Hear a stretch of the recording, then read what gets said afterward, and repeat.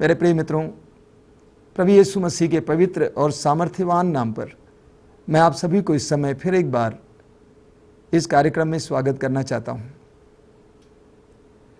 यह संध्या समय है और हम सभी लोग प्रभु के नाम पर इकट्ठे हुए हैं, प्रभु के पवित्र वचनों को सुनने के लिए, उनके सानिध्य का अनुभव करने के लिए।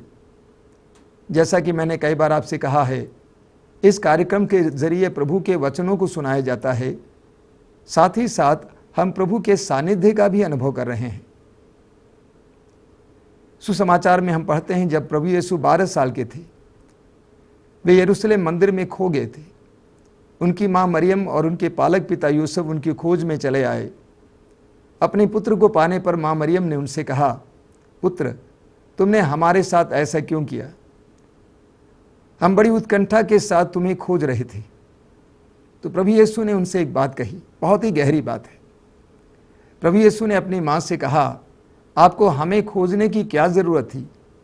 क्या आप नहीं जानते थे कि मुझे अपने पिता के भवन में होना चाहिए? मैं सोचता हूं कि हम सभी को अपने आप को ये याद दिलाने की जरूरत है कि हमें अपने पिता के भवन में होना चाहिए। हमारे जीवन में बहुत सारी दुविधाएं, परेशानियां तब आती हैं जब हम अपने पिता के भवन से दूर चले जाते हैं। इस संध्या समय हम सभी लोग इस सत्संग में बैठे हुए हैं, पवित्र वचनों को सुनने के लिए और प्रभु के सानिध्य का अनुभव करने के लिए। मैं आपसे अनुरोध करूंगा कि इस समय महसूस करें कि प्रभु आपके करीब हैं। अपने भाई बहनों के साथ जब आप बैठे हुए हैं, ये अनुभव करने का प्रयास कीजिए कि प्रभु आपके पास हैं। अपनी आंखें बंद कीजिए और अपने हृदय को प्रभु के लिए खोलिए। प्रकाशना ग्रंथ के अध्याय 3 उसके वाक्य 20 में प्रभु यीशु कहते हैं, मैं द्वार पर खड़ा होकर खटखटा रहा हूं। यदि कोई मेरी वाणी सुनकर मेरे लिए द्वार खोल देगा, मैं आकर उसके साथ भोजन करूंगा और वह मेरे साथ। प्रभु इस समय अपने दैविक अनुभव हमारे हृदयों में भर रहा है, हमारे जीवन में प्रवेश कर रहे हैं। अपनी आंखें बंद करके हृदय खोलिए प्रभु के लिए। प्रभु को आपके जीवन में इस समय कार्य करने दीजिए। प्रभु यीशु ने कहा, मैं तुम्हारे पास खड़ा हूं, तुम्हारे दरवाजे पर खड़ा हूं, द्वार पर खड़ा हूं। प्रभु यीशु आपके करीब हैं। उस जीवित यीशु को इस समय अपने जीवन में कार्य करने दीजिए।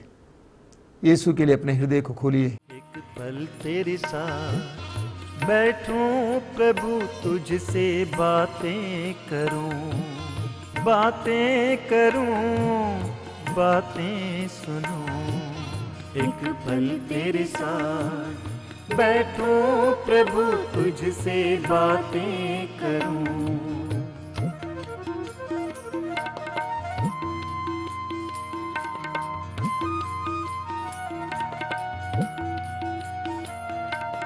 एक पल तेरे साथ बैठूं प्रभु, तेरी महिमा करूं, महिमा करूं, महिमा दिखूं। एक पल तेरे साथ बैठूं प्रभु, तेरी महिमा करूं। अपनी आंखें खोलें। मेरे प्रिय मित्रों, हम अपने आप को विश्वासी कहते हैं, यानी हम वे लोग हैं जो विश्वास पर चलते हैं।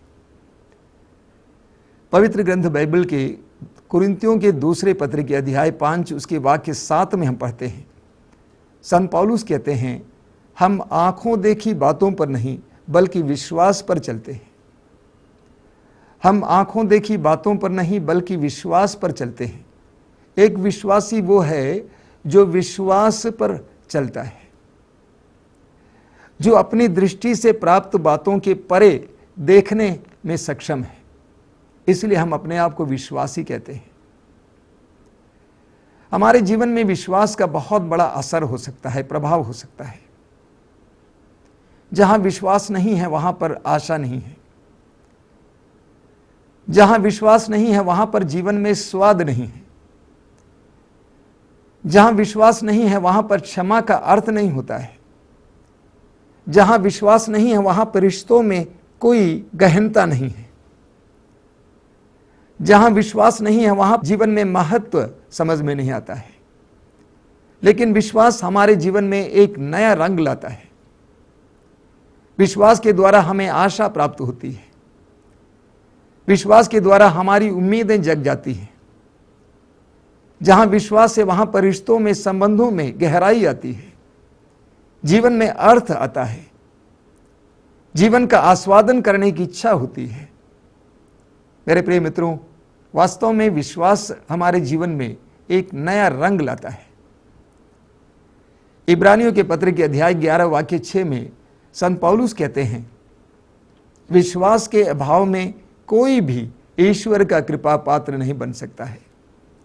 इब्रानी अध्याय 11 वाक्य 6 में प्रभु का वचन कहता है, विश्वास के अभाव में कोई भी ईश्वर का कृपा पात्र नहीं बन सकता है। यानी ईश्वर की कृपाएं प्राप्त करने के लिए विश्वास एक महत्वपूर्ण माध्यम है। विश्वास के द्वारा हमारे जीवन में ईश्वर के महान महान कार्यों को देखने का मौका मिलता है। बाइबल के सुसमाचारों में हमें इस बात का सुंदर प्रमाण मिलता है। जहां विश्वास प्रकट किया जाता है वहां पर विश्वास का परिणाम, विश्वास का नतीजा देखने को मिलता है।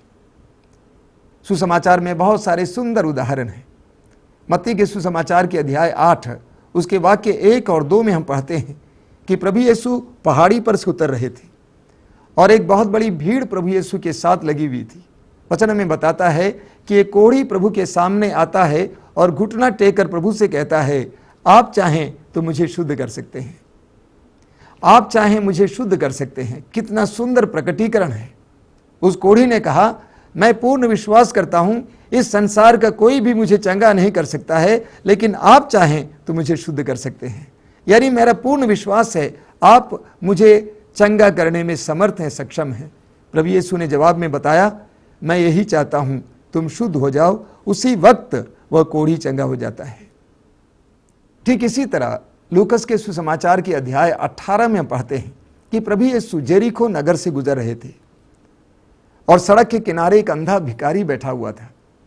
उसने पुकार कर कहा, हे यीशु नाजरी, हे दाऊद के पुत्र, मुझ पर दया कर। और वो चिल्लाता रहा जब तक कि उसकी आवाज प्रभु यीशु के कानों तक ना पहुंचे। प्रभु यीशु रुक गए, उसको बुलाए और उससे पूछा गया, तुम क्या चाहते हो कि मैं तुम्हारे लिए क्या करूं? उसने कहा, प्रभु मैं फिर से देखना चाहता हूं। प्रभु ने कहा, तो तुम देखो। उसी क्षण उसकी आंखें चंगी हो जाती हैं। इस प्रकार सुसमाचारों में हमें कई उदाहरण मिलते हैं जहां मनुष्य अपने विश्वास को प्रभु के सामने प्रकट करता है और प्रभु उस विश्वास का परिणाम या प्रतिफल दे देता है। यूहन्ना के सुसमाचार के अध्याय 11 वाक्य 40 में आपने बार बार सुना है, प्रभु यीशु ने कहा, यदि तुम विश्वास करोगे तो तुम परमेश्वर की महिमा देखोगे। सुसमाचारों में हमें सुंदर उदाहरण मिलते हैं इस बात के लिए कि मनुष्य, लोगों ने जहां विश्वास किया प्रभु पर, वहां पर उसका परिणाम, उसका नतीजा, उसका प्रतिफल उनको देखने को मिला। ठीक इसके विपरीत हम देखते हैं मत्ती के सुसमाचार के अध्याय 13 उसके वाक्य 54-55 में कि प्रभु यीशु अपने ही गांव नाजरत गए और वहां पर लोगों ने प्रभु पर विश्वास नहीं किया, इसलिए प्रभु उनके बीच में कोई चमत्कार या चिन्ह प्रकट नहीं कर पाए। तो हम देखते हैं विश्वास के द्वारा हमें ईश्वर की कृपाएं देखने का अवसर मिलता है। इसलिए पवित्र वचन कहता है कि विश्वास के अभाव में कोई भी ईश्वर का कृपा पात्र नहीं बन सकता है। आज हम इस बात पर मनन करेंगे कि विश्वास का परिणाम क्या है। सबसे पहली बात जो मैं आपके सामने रखना चाहता हूं वो यह है कि विश्वास के द्वारा हम ईश्वर की संतान बनते हैं।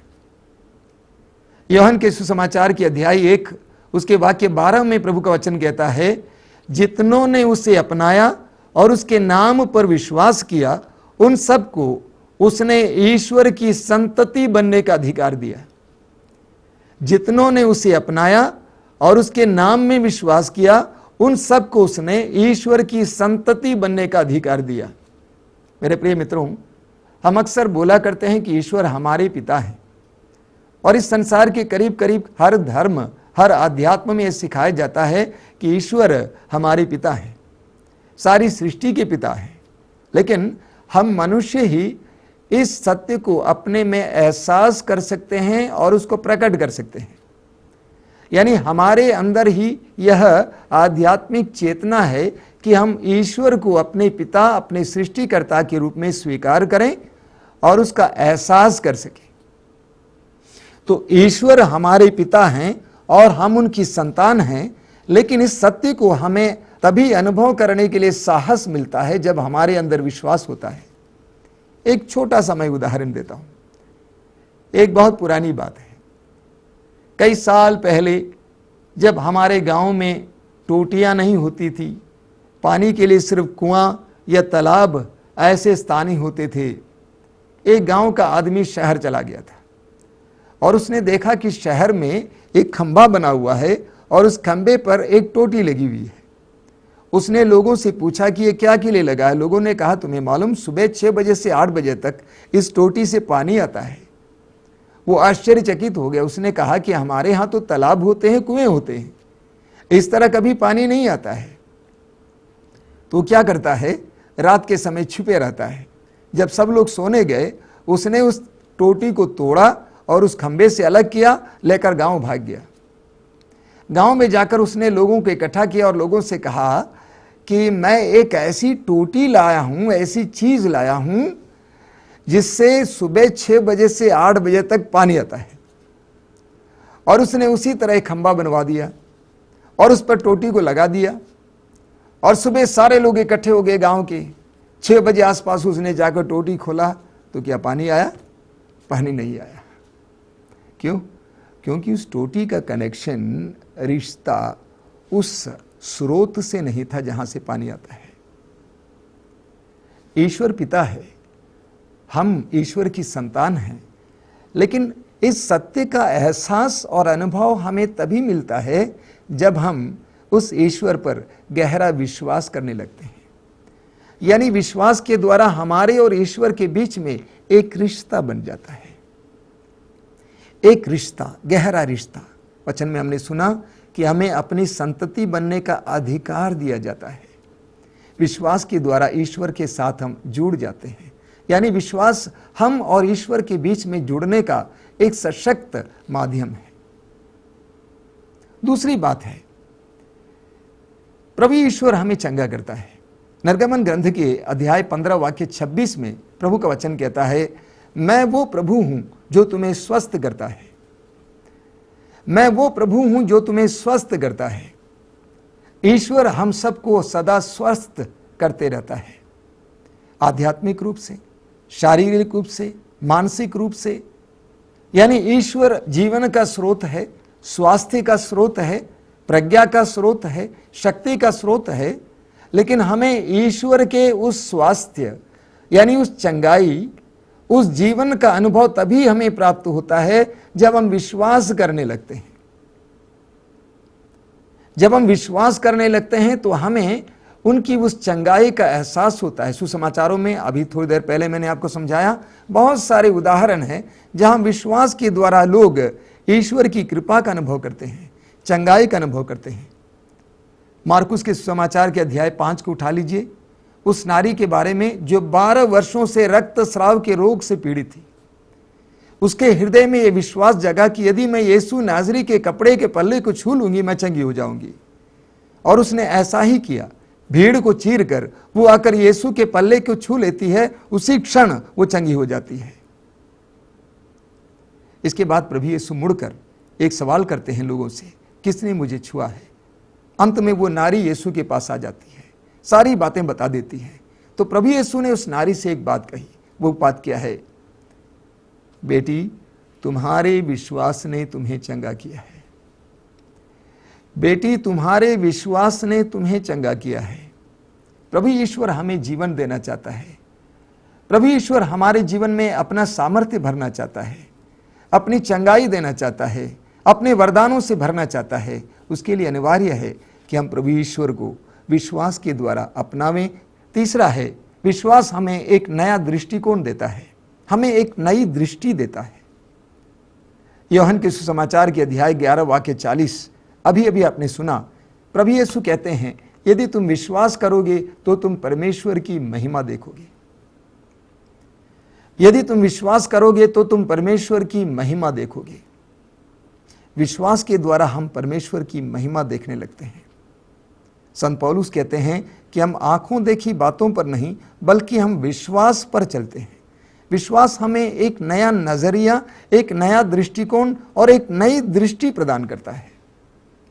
राजाओं के दूसरे ग्रंथ के अध्याय 6 में एक बहुत सुंदर उदाहरण है। वहां पर हम पढ़ते हैं कि नबी एलीशा जो ईश्वर के सामर्थ्यपूर्ण कार्य करते थे, और इसीलिए नबी एलीशा से आराम का राजा, सीरिया का राजा क्रुद्ध हुआ और इसीलिए उसने चाहा कि एलीशा को अपने अधिकार में कर ले, उसे पकड़ ले। एक दिन आराम के राजा ने अपनी सेना को एलीशा जहां रहता था उसके चारों ओर घेरा डलवाया। सुबह का समय था, एलीशा का दास अपने घर से बाहर निकला तो उसने क्या देखा कि उसके चारों ओर घोड़े, रथ, सैनिक दौड़ के आया। उसने कहा एलीशा से, महोदय हम डूब गए, हमारे चारों ओर हमारे दुश्मन के घोड़े, रथ और सैनिक खड़े हैं।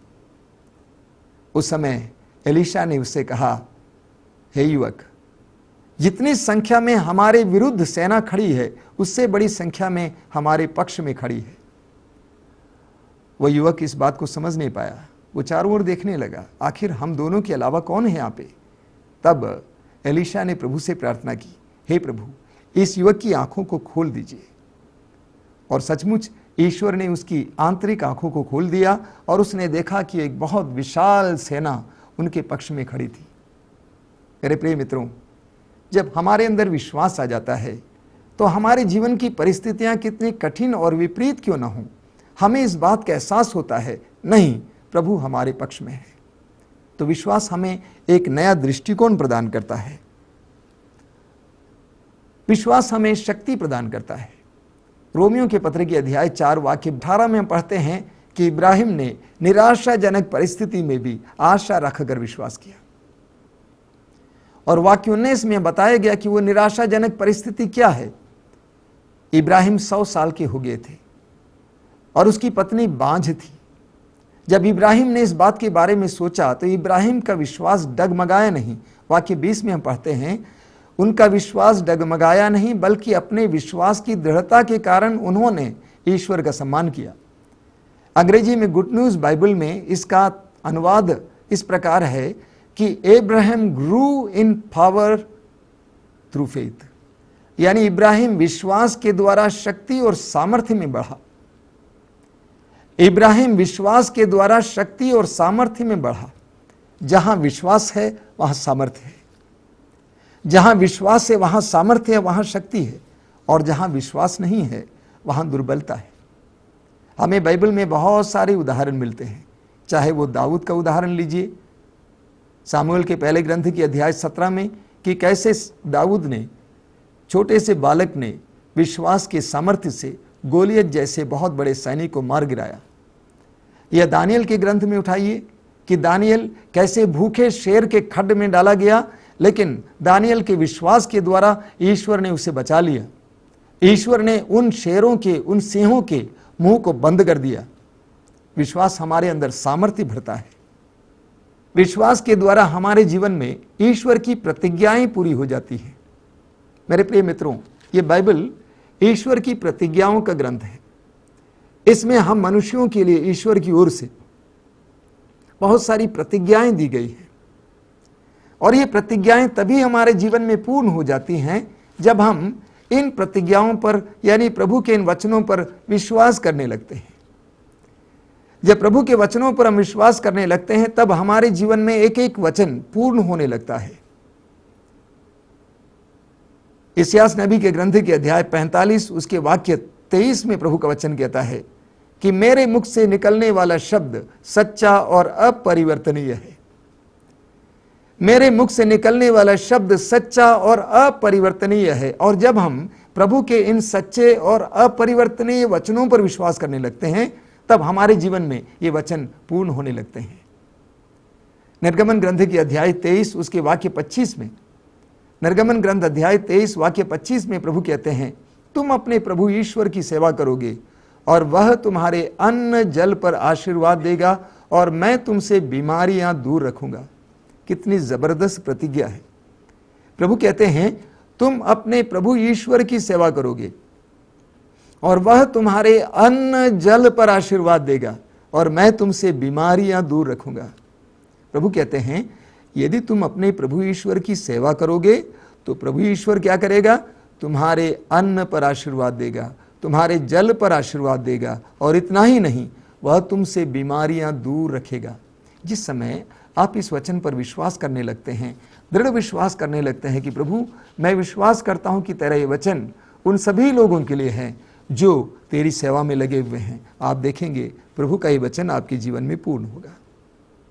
यशायाह नबी के ग्रंथ के अध्याय 45 उसके वाक्य 3 में प्रभु का वचन कहता है, मैं तुम्हें अंधकार में छिपा हुआ खजाना, गुप्त स्थानों में रखी हुई संपत्ति दूंगा।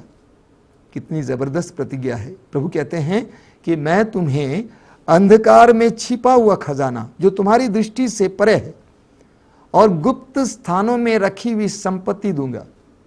जब हम अपने जीवन की तंगी में, दुर्बलताओं में प्रभु के इस वचन पर विश्वास करने लगते हैं और दृढ़ विश्वास करने लगते हैं और प्रभु की ओर अपनी दृष्टि लगाने लगते हैं, आप विश्वास कीजिए आपके जीवन में यह वचन पूरा हो जाएगा।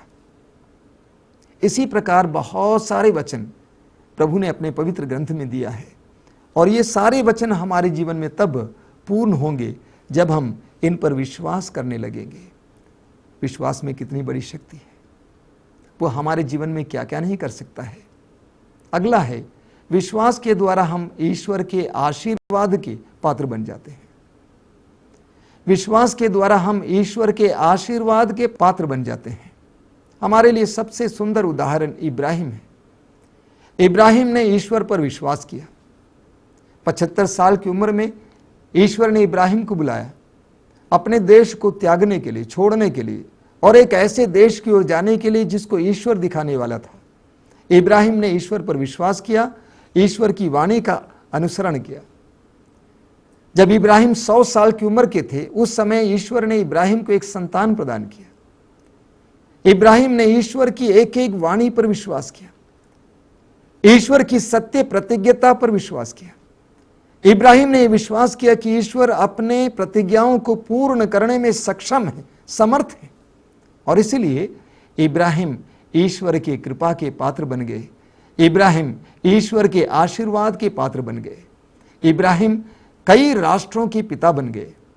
आप जानते हैं, जब आप भी विश्वास में बढ़ेंगे, बहुत सारे लोग आपके साथ चलेंगे, आप भी बहुत सारे लोगों के पिता बनेंगे, हजारों लोगों के पिता बनेंगे। विश्वास कितनी सामर्थ्यपूर्ण चीज है मेरे प्रिय मित्रों। विश्वास कितनी बड़ी संपत्ति है, और जिसे विश्वास प्राप्त है उसके जीवन में अर्थ है, उसके जीवन में आनंद है, उसके रिश्तों में रस है, उसके जीवन में कितने ही दुख क्यों ना हो, उसके लिए भी एक मतलब है, एक तात्पर्य है। आज हम विश्वास के वरदान के लिए प्रार्थना करेंगे। मेरे प्रिय मित्रों, विश्वास एक वरदान है, ये सबको प्राप्त नहीं है, इसके लिए प्रार्थना करने की जरूरत होती है। प्रभु यीशु के शिष्य 3 साल लगातार प्रभु के साथ रहे, तब भी उनका विश्वास बहुत दुर्बल था। जब प्रभु नाव में अपने शिष्यों के साथ झील पार कर रहे थे, प्रभु ने स्वयं देखा कि उनका विश्वास कितना कमजोर है। पेतरुस पानी पर चल रहा था प्रभु के आदेश के अनुसार। प्रभु ने देखा कि पेतरुस कैसे डूबने लगा, क्योंकि उसका विश्वास कमजोर था। हम सबका विश्वास कमजोर है। जितना हमारा विश्वास बढ़ता जाएगा, उतना हमारा ईश्वर के साथ संबंध गहरा होता जाएगा।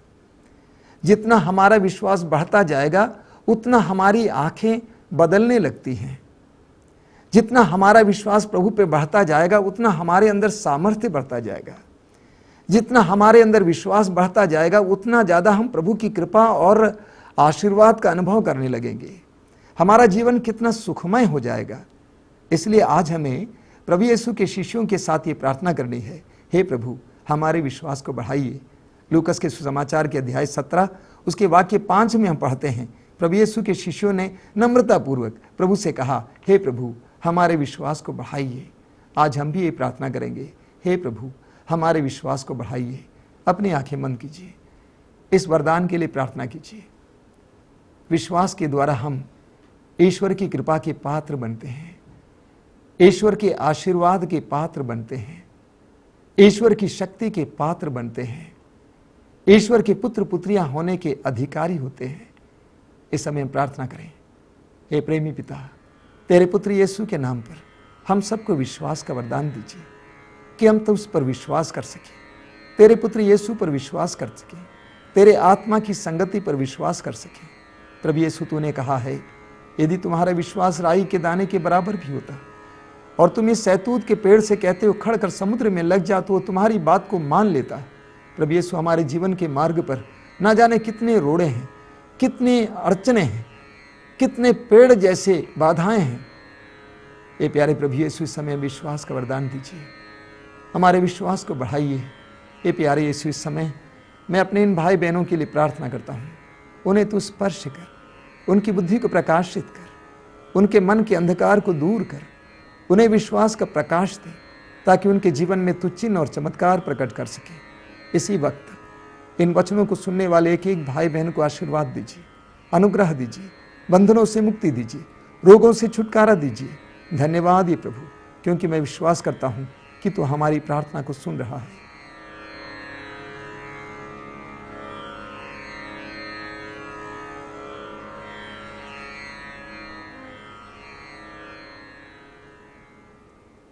अपनी आंखें खोलिए। मेरे प्रिय मित्रों, आज हम सभी प्रभु से यही निवेदन करेंगे, हे प्रभु हमारे विश्वास को बढ़ाइए। प्रभु हम सबको विश्वास का वरदान दे। जय यीशु।